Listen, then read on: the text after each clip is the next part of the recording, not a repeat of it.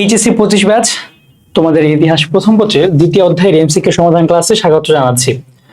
এখন আমরা আলোচনা করব, দেখো এই চ্যাপ্টার থেকে আসা বোর্ডের যত ইম্পর্টেন্ট এমসিকিউ আছে এবং যেগুলো তোমার আসার মতো আছে সেগুলো সহ আর কি কি আসতে পারে সেগুলো নিয়ে। সো দেখো প্রথম প্রশ্নটা, কত খ্রিস্টাব্দে ভারতীয় জাতীয় কংগ্রেস প্রতিষ্ঠা লাভ করে? আচ্ছা, এই চ্যাপ্টার এমসিকিউ আলোচনার মাঝে একটু সিকিউ নিয়ে কথা বলি। দেখো, ভারতীয় জাতীয় কংগ্রেস ভার্সেস মুসলিম লীগ, ভারতীয় জাতীয় কংগ্রেস ভার্সেস মুসলিম লীগ, এই দুইটা জিনিসের কম্পারিজন বা কম্পেয়ার এন্ড কন্ট্রাস্ট, এটা কিন্তু নিয়ে তোমার একটা সিকিউ মাস্ট আসবেই। ঠিক আছে, সো তোমরা এই জিনিসটা একটু ভালো মতো পড়ে নিবা। দেখো, তো এই জিনিসটা আমাদের মুখস্থ রাখতে হবে যে ভারতীয় জাতীয় কংগ্রেস প্রতিষ্ঠা লাভ করে কবে? 1885 সালে।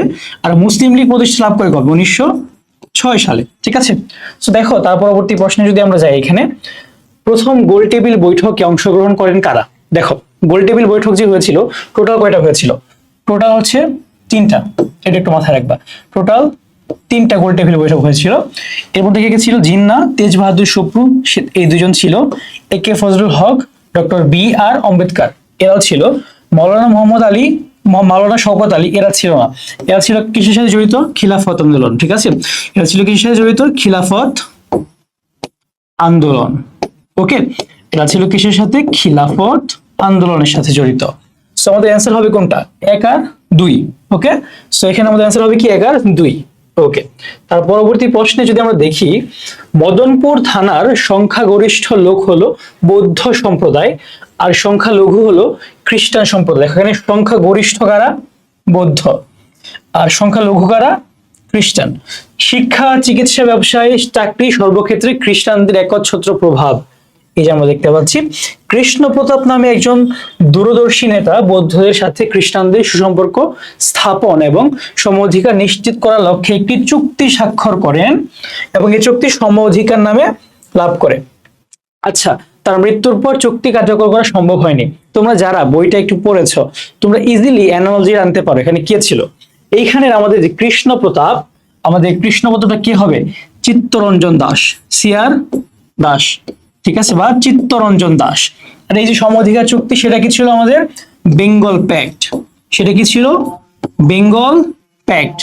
আচ্ছা, আমার এখানে আজান দিচ্ছে, আমরা একটু 1 মিনিট আজানের ব্রেক।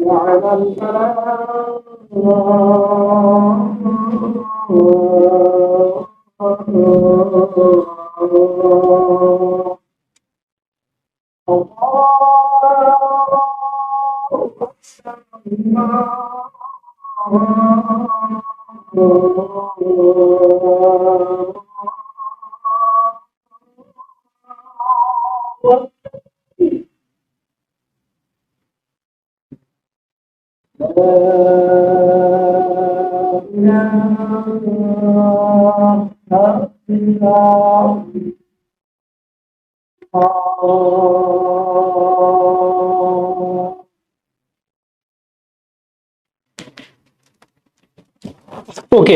সো এখানে দেখো আমরা যেটা দেখলাম যে কৃষ্ণ প্রতাপ লোকটা হচ্ছে কি চিত্তরঞ্জন দাস, আর এখানে সমঅধিকার প্রতিষ্ঠা সেটা কি বেঙ্গল প্যাক্ট।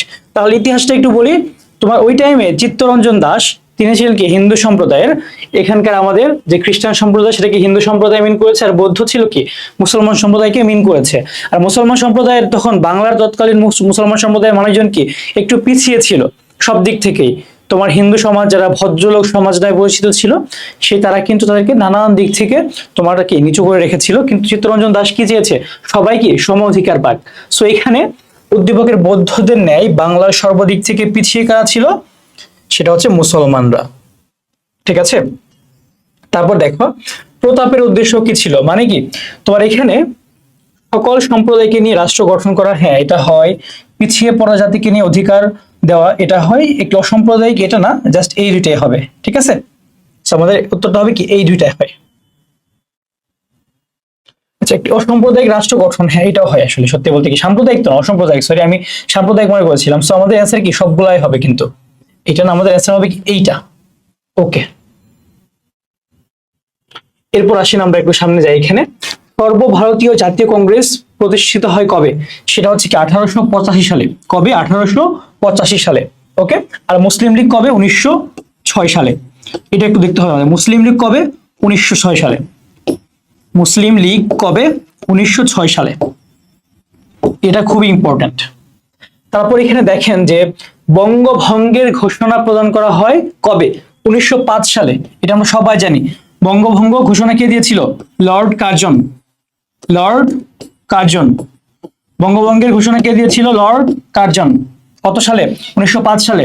আর বঙ্গভঙ্গ রদ করেন কে, লর্ড হার্ডিঞ্জ। কত সালে, 1911 সালে। এই জিনিসগুলো আমাদের কি একটু পড়তে হবে, এগুলো মিলিয়ে পড়তে হবে, তাহলে আমরা কি কমন পাবো ইনশাল্লাহ। তারপর দেখেন এখানে নিচের কোন ব্যক্তিত্বের সাথে বঙ্গভঙ্গের সম্পর্ক রয়েছে, নিচের কোন ব্যক্তিত্বের সাথে বঙ্গভঙ্গের সম্পর্ক আছে সেটা কি দেখো। হাজী শরীয়তুল্লাহ, না। তিনি কি ফরাজি আন্দোলন। নওয়াব আব্দুল লতিফ, না। তিতুমির, না। নবাব স্যার সলিমুল্লাহ। এই যে নবাব স্যার সলিমুল্লাহ, তিনি কিন্তু শুধু বঙ্গভঙ্গের সাথেই না, মুসলিম লীগ প্রতিষ্ঠা, তিনি ছিলেন তৎকালীন যে মুসলিম পাকিস্তানের, দুই পাকিস্তান মিলিয়ে বা ভারতীয় উপমহাদেশের মুসলিমদের মাথা ছিলেন একজন নবাব স্যার সলিমুল্লাহ। ঠিক আছে, তিনি কিন্তু চাইতেন যে বঙ্গভঙ্গটা হোক। কত সালে, 1905 সালে। কেন, কারণ কি, কারণ তৎকালীন হিন্দু সমাজকে, মুসলমান সমাজকে একটু দাবিয়ে রেখেছিল এই অঞ্চলটাতে, তারা নিজেরা ডানা মেলে উঠতে পারছিল না। ঠিক আছে, সেই কারণে।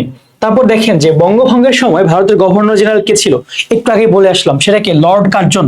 কত সালে, 1905 সালে। এই যে কার্জন হল দেখো, তার টাইমে কিন্তু মানে প্রতিষ্ঠিত। ঠিক আছে, মানে তাকে নিয়ে দেখো। এরপর 1905 সালে নবগঠিত পূর্ববঙ্গ ও আসাম প্রদেশের গভর্নরের নাম কি ছিল, একটু বলি। 1905 সালে যে বঙ্গভঙ্গটা হলো, এটাকে ধরো বাংলাদেশ। ঠিক আছে, এটা কি আমাদের বাংলাদেশ। এই যে সাইডটা, এটা কি ধরে নাও যে এটা হচ্ছে কি পশ্চিমবঙ্গ, আর এই যে সাইডটা, এটা কি আমাদের সেভেন সিস্টার্স, ভারতের বর্তমান। সো এইটাকে তৎকালীন সেভেন সিস্টার সম্পূর্ণটা কি নামে পরিচিত ছিল, আসাম। এটা কি পূর্ব বাংলা, এটা কি পশ্চিমবঙ্গ। ঠিক আছে, সো তৎকালীন তোমার এই পূর্ববঙ্গ এবং আসাম, এই দুইটা মিলে একটা হয়েছিল স্টেট, আর এটা কি পশ্চিমবঙ্গ। ঠিক আছে, দুই ভাগ। এটা কি তোমার এইখানে এই যে সাইডটা পূর্ববঙ্গ এবং আসাম, এইটার যে গভর্নর ছিল তার নাম কি, স্যার ব্যামফিল্ড ফুলার। ঠিক আছে, স্যার ব্যামফিল্ড ফুলার। আর এই যে অ্যান্ড্রু ফ্রেজার, সে ছিল কোথাকার, পশ্চিমবঙ্গের। ওকে, এটা একটু দেখে নিবা। তারপর দেখো এখানে যে পশ্চিমবঙ্গ প্রদেশের গভর্নর কে ছিল, তাহলে এই যে বলে আসলাম একটু আগে, অ্যান্ড্রু ফ্রেজার। ওকে, তারপর দেখেন একটু সামনে যাই। নিখিল ভারত মুসলিম লীগের জন্ম হয় কবে, আমরা অনেকক্ষণ ধরে বলে আসতেছি যে কংগ্রেস হয়েছিল কবে, 1885 সালে। আর মুসলিম লীগ কবে, 1906 সালে। ওকে, এরপর বঙ্গভঙ্গ রদ করা হয় কবে, রদ মানে কি, বঙ্গভঙ্গটাকে বাতিল করা হয়। ঠিক আছে, হয়েছিল কবে, 1905 সালে। কে করেছিল, লর্ড কার্জন। কে করেছিল, লর্ড কার্জন। কে করেছিল, কার্জন। রদ হলো কবে, 1911 সালে। রদটা কে করলো, হার্ডিঞ্জ। Lord Hardinge. হার্ডিঞ্জ ব্রিজের নাম শুনেছো তোমরা পাবনাতে, ওইটা কত সালে? 1911 সালে রদ করা হয়। তারপর দেখেন এখানে লখনৌ চুক্তি সম্পাদিত হয় কবে? লখনৌ চুক্তি হয়েছিল কবে? 1916 সালে। ডিটেলসটা একটু দেখে নিবা, সৃজনশীলের ক্ষতে কিন্তু লখনৌ চুক্তি নিয়ে প্রশ্ন আসে। তারপর দেখেন খিলাফত আন্দোলনের নেতৃত্ব দেন কে? সেটা কে? এখানে মাওলানা শওকত আলী এবং মাওলানা মোহাম্মদ আলী।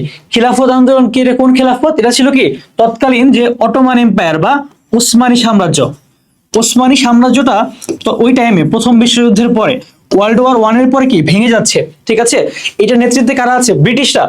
দেখলো যে ব্রিটিশরা কি আমাদের এখানে লোক বা আমাদের তারা শাসন করছে, এবং তারা কিভাবে এই তৎকালীন তোমার মুসলিম খিলাফতটাকে ভেঙে দিচ্ছে। এজন্য তারা কি এই তোমার মাওলানা শওকত আলী এবং মোহাম্মদ আলী তারা কি আন্দোলন করেছিল, বা তোমার বই তুরস্কও লেখা থাকতে পারে, তুরস্কের।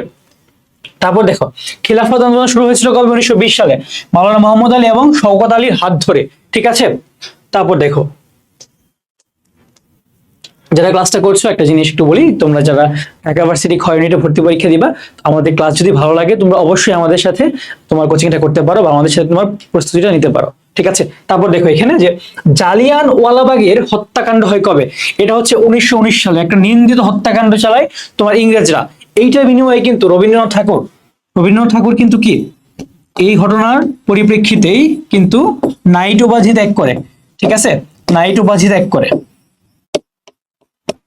নাইট উপাধিটা ত্যাগ করে কবে? 1919 সালের এই জালিয়ানওয়ালাবাগ হত্যাকাণ্ডের কারণে। তারপর দেখেন অসহযোগ আন্দোলনের নেতা কে ছিল? এই যে আমরা মহাত্মা গান্ধীকে চিনি, ঠিক আছে? নন কোঅপারেশন মুভমেন্ট যেটা অসহযোগ আন্দোলন, সেটা নেতা কে ছিল? মহাত্মা গান্ধী, মোহনদাস করমচাঁদ গান্ধী। দেখো দ্বি জাতিতত্ত্ব বা টু নেশনস থিওরি, দ্বি জাতিতত্ত্ব বা যারা ইংলিশ ভার্সনে আছো টু নেশনস থিওরি, এইটার প্রবক্তাকে, এইটার প্রবক্তা হচ্ছে কে? মোহাম্মদ আলী জিন্নাহ। মোহাম্মদ আলী জিন্নাহ এমন একজন ব্যক্তিত্ব, তুমি যতবার তোমার কুরবানি দিচ্ছ, তুমি যতবার গরুর মাংস খাচ্ছ শান্তিতে নির্বিঘ্নে একজন মুসলমান হিসেবে, তোমার প্রতিবার মোহাম্মদ আলী জিন্নাহকে থ্যাঙ্কস দেওয়া উচিত, যেটা আমাদের ইন্ডিয়ার ভাই বোনরা পাচ্ছে না, ঠিক আছে? সো তোমার কিন্তু এই জিনিসটা তাকে প্রতিবার থ্যাঙ্কস দেওয়া উচিত, তুমি যখন নির্বিঘ্নে একজন মুসলিম হিসেবে চলাফেরা করতে পারছো, যেটা আমাদের ইন্ডিয়াতে 20 কোটি মুসলিমরা পাচ্ছে না, ঠিক আছে? সো আবার তোমরা এটা নিয়ে কিন্তু একটা ছোট্ট একটা কথা বলি, মানে জাস্ট বলার জন্য, যে ইন্ডিয়ার যারা করছে, হ্যাঁ, তারা কিন্তু হিন্দু না। বাংলাদেশের হিন্দুরা কিন্তু ইন্ডিয়ার হিন্দুদের, তারা আসলে হিন্দু না। হিন্দু একটা ধর্ম, বৌদ্ধ একটা ধর্ম, খ্রিস্টান একটা ধর্ম, ইসলাম একটা ধর্ম। কোন ধর্মই এভাবে কোনো খারাপ দমন পীড়ন করতে শেখায় না। কিন্তু বাংলাদেশের হিন্দুদের তুমি দেখো তারা কতটা ভালো, কতটা শান্তশিষ্ট, আমাদের সাথেই ক্লাস করছে, সবকিছু নর্মাল। বাংলাদেশে কিন্তু আমরা কিচ্ছু হচ্ছে না। কিন্তু ইন্ডিয়া যারা, তারা কিন্তু হিন্দু না, তারা কি মানে তারা একটা জঙ্গি, মানে ইন্ডিয়ার যারা এইসব কাজ করছে। ইন্ডিয়ার সবাই কিন্তু আবার খারাপ না, ইন্ডিয়াতে কিন্তু অনেক শান্তিপ্রিয় হিন্দু আছে। সো আমরা কাউকে কিন্তু ঢালাও ভাবে কোনো কিছু ট্যাগ দিব না। এই কথাটা বলার এটাই কারণ যে আমাদের ঢালাও ভাবে কাউকে কোনো কিছু ট্যাগিং এ দেওয়া যাবে না। ইন্ডিয়াতে হিন্দুরা একটা কাজ করছে, সেজন্য কি বাংলাদেশি হিন্দুদেরকে তুমি কখনোই দমন পীড়ন বা খারাপ ব্যবহার করতে পারো না। তারা তো শান্তিপ্রিয় মানুষ, তাই না? দেখো এরপর আমরা যাই পরবর্তী প্রশ্নে, যে লাহোর প্রস্তাব উত্থাপন করেন কে? লাহোর প্রস্তাব উত্থাপন কে করেছিল? শেরে বাংলাকে ফজলুল হক। এই যে লাহোর প্রস্তাব, সেখানে কি মুসলিম রাষ্ট্রের কথা বলা হয়েছিল, ঠিক আছে? সেখানে কি মুসলিম রাষ্ট্র প্রতিষ্ঠার কথা বলা হয়েছিল লাহোর প্রস্তাবে 1940 সালে। তারপর দেখেন লাহোর প্রস্তাব উত্থাপিত হয় কবে? এই যেখানে আছে দেখো 1705 সালে তো হবেই না, 1805 হবে না, 1911 হবে না। তুমি কিন্তু একটু গেস করলে, তুমি যদি পড়াশোনা ঠিক মতো নাও করো, যদি মেথড অফ ডিডাকশন বা এলিমিনেশনটা করতে পারো, তাও কিন্তু অ্যান্সার করা যায়। 1940 সালে কিন্তু হয়েছিল 23শে মার্চে, ঠিক আছে? এটা। তারপর দেখেন একটু যে চিত্তরঞ্জন দাসের রাজনৈতিক দলের নাম কি? আমরা দেখে আসলাম না একটা উদ্দীপক, যে চিত্তরঞ্জন দাস, যে তিনি হচ্ছেন এই যে বেঙ্গল প্যাক্ট করেছিলেন। কি করেছিলেন তিনি? বেঙ্গল প্যাক্ট। হিন্দু মুসলমানদের তিনি কি এক কাতার আনতে চেয়েছিলেন, তাদের মধ্যে যে খারাপ লাগাটা সেটাকে তিনি দূরীভূত করতে চেয়েছিলেন। তার দলের নাম কি ছিল? স্বরাজ দল বা স্বরাজ পার্টি, ঠিক আছে? কিন্তু তার মৃত্যুর পরে আসলে আর সেটা কাজ করেনি। 1929 সালে মোহাম্মদ আলী জিন্নাহ যে দাওয়ার প্রস্তাব করেন, তাদের কতগুলো ছিল? সেখানে কি 14টা দফা ছিল। মোহাম্মদ আলী জিন্নাহর 14টা দফা ছিল, এন্ড তিনি কিন্তু 3টা রাউন্ড টেবিল কনফারেন্স করেন, 3টা গোল টেবিল বৈঠক করেন, 3টা আরটিসি লিখে রাউন্ড টেবিল কনফারেন্স করেন তিনি, ঠিক আছে? এগুলো কিন্তু আসে, দেখে নিবা। ভারতের রাজনৈতিক ও শাসনতান্ত্রিক সমস্যা সমাধানে কতটি গোল টেবিল বৈঠক হয়? দেখো সামনে এসে গিয়েছে, সেটা হচ্ছে 3টি। টোটাল কয়টা? 3টি। তারপর দেখো 1937 সালে বঙ্গীয় প্রাদেশিক আইনসভা নির্বাচনে সংরক্ষিত মুসলিম আসনে মুসলিম লীগ কতগুলো আসন পেয়েছিল? দেখো এখানে 1937 সালে কি বঙ্গীয় প্রাদেশিক আইনসভা নির্বাচন, যেটা ঠিক আছে, সেখানে মুসলিম লীগ পেয়েছিল কতগুলো? টোটাল 40টি আসন পেয়েছিল মুসলিম লীগ। ঠিক আছে, মুসলিম লীগ কিন্তু তখন খুবই ফেমাস। ওকে, 1937 সালে। এন্ড ওই টাইমটাতে কিন্তু মুসলিম মানে আসনে শেরে বাংলা কে ফজলুল হকের কৃষক প্রজা পার্টি, তারাও কিন্তু একটা ভালো পরিমাণ আসন পেয়েছিল। সেটা কি 37টা আসন পেয়েছিল। তো আমরা দেখতে পেলাম কি মুসলিম লীগ পাচ্ছে 40টা, এখানে তোমার শেরে বাংলা কে ফজলুল হক পাচ্ছে কয়টা? 37টা। কৃষক প্রজা পার্টি, যাকে আমরা বলি কেপিপি, ঠিক আছে, কেপিপি। ওকে, তারপর দেখেন এখানে 1937 সালের বঙ্গীয় প্রাদেশিক আইনসভা নির্বাচনে মুসলিম লীগ মুসলিম আসনে স্বতন্ত্র যারা মুসলমান প্রার্থীগণ, তারা কতগুলো আসন পেয়েছিল? তারা কিন্তু টোটাল 38টা আসন পেয়েছিল, যারা স্বতন্ত্র প্রার্থী ছিল যারা, ঠিক আছে, অনেক মানে ফেমাস যারা প্রার্থী ছিল তারা। ওকে, তাহলে আমরা কি দেখতে পেলাম? 37, 40, 38, এই সংখ্যাগুলোকে তুমি একটু খাতায় লিখে, যেগুলো ইম্পর্টেন্ট একটু ভালো মতো একটু পড়ে ফেলবা, ঠিক আছে, যাতে এগুলো আসলে অ্যান্সার করতে পারো। তারপর দেখেন যে মন্ত্রী মিশন পরিকল্পনার নেতা কে ছিল? আচ্ছা, এখানে এটাকে মন্ত্রী মিশন পরিকল্পনা তোমার হচ্ছে পরিকল্পনা বা ক্রিপস মিশনও বলে, ঠিক আছে, কি বলে একটা নামে? Cripps mission. ক্রিপস মিশনটা কি? তোমার যখন সেকেন্ড ওয়ার্ল্ড ওয়ারটা হইলো, সেকেন্ড ওয়ার্ল্ড ওয়ারটা কি? ওয়ার্ল্ড ওয়ার 2, ঠিক আছে, সেকেন্ড ওয়ার্ল্ড ওয়ারের পরে যখন ব্রিটিশরা বুঝতে পারছে যে তারা আর ধরে রাখতে পারবে না সাম্রাজ্যকে, ইন্ডিয়ারাও বুঝতে পারছে ব্রিটিশটা এখন আর ওই রকম মানে পাওয়ারফুল না, তারা আমাকে ধরে রাখবে উপনিবেশিক শক্তি হিসাবে। তাহলে এই টাইমে আমাদের কি করতে হবে? মানে কি একটা কথা আছে না, তোমার যখন মানে তাওয়াটা গরম রুটি ভেজে নাও, ঠিক আছে, সো এরকম টাইমে কিন্তু তারা প্রচুর আন্দোলন শুরু করলো। সেই আন্দোলনকে দমানোর জন্য বা থামানোর জন্য বা ঠান্ডা করার জন্য একটা মন্ত্রী পরিষদ মিশন আনলো। সেটার নাম কি? স্যার স্ট্যাফোর্ড ক্রিপসের তোমার নেতৃত্বে সেটাই কি ছিল? Cripps mission.